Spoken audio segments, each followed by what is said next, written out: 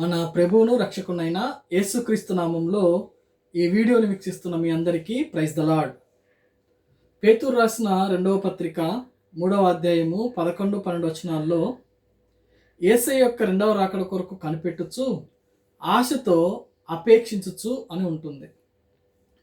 So రెండవ రాకడ కోసము కనిపెట్టడము ఒక ఎత్తు అయితే, ఆశతో ఎదురు చూడడము మరొక ఎత్తు అయితే, మన హృదయంలో ఒక అపేక్ష ఉండడం, లేకపోతే ఆ త్వరపెట్టుచు అనే యొక్క పదము ఫుట్ నోట్లో ఉంటుంది బైబిల్ గ్రంథంలో.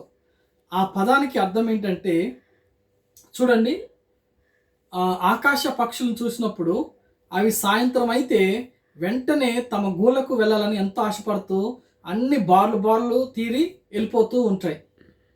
అదేవిధంగా ఎవరైనా సరే డ్యూటీలకు వెళ్ళిన వాళ్ళు హడావుడిగా అయిపోయిన వెంటనే తిరిగి వాళ్ళ యొక్క సొంత స్థలాలకి, గృహాలకి వస్తూ ఉంటారు. ఇది గనక మనకు ఈ లోకంలో ఒక ఛాయ.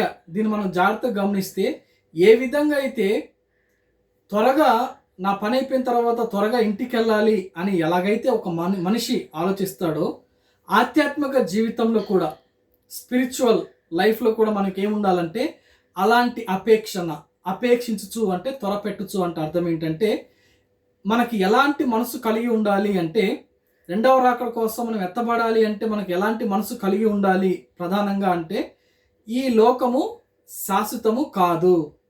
ఆ మాట నువ్వు హృదయపూర్వకంగా విశ్వసిస్తే చాలా విషయాల్లో నువ్వు చాలా దూరంగా ఉంటావు. మరి ముఖ్యంగా ఈ లోకపు పాపపు విషయాల్లో అంటకుండా జాగ్రత్త పడతావు. అదేవిధంగా ఈ లోకము శాశ్వతం కాదు, నా యొక్క పౌరసత్వము ఇది కాదు, కానీ పరలోక రాజ్యంలో, లేకపోతే నాకంటూ ఒక నిత్యత్వం ఉంది. రేపు నా రక్షకుడు యేసయ్య పరలోకం నుంచి వచ్చి నన్ను తీసుకుని వెళ్తాడు. ముందుగానే చెప్పాడు కదా, ఆయన చెప్పినట్లుగానే చేస్తాడు.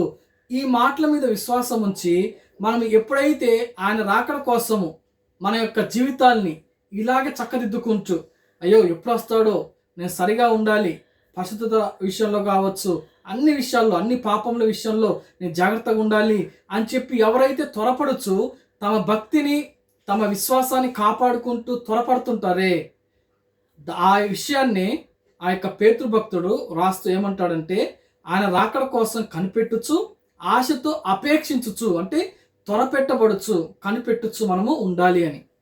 ఈ యొక్క విషయము నీకు తెలుసా? తెలిస్తే, ఈ విషయం తెలిసిన నీవు పక్కన పెట్టావా? ఈరోజే దేవునితో మాట్లాడుతున్నాడు. తిరిగి దేవునితో సహవాసం ఏర్పరచుకో.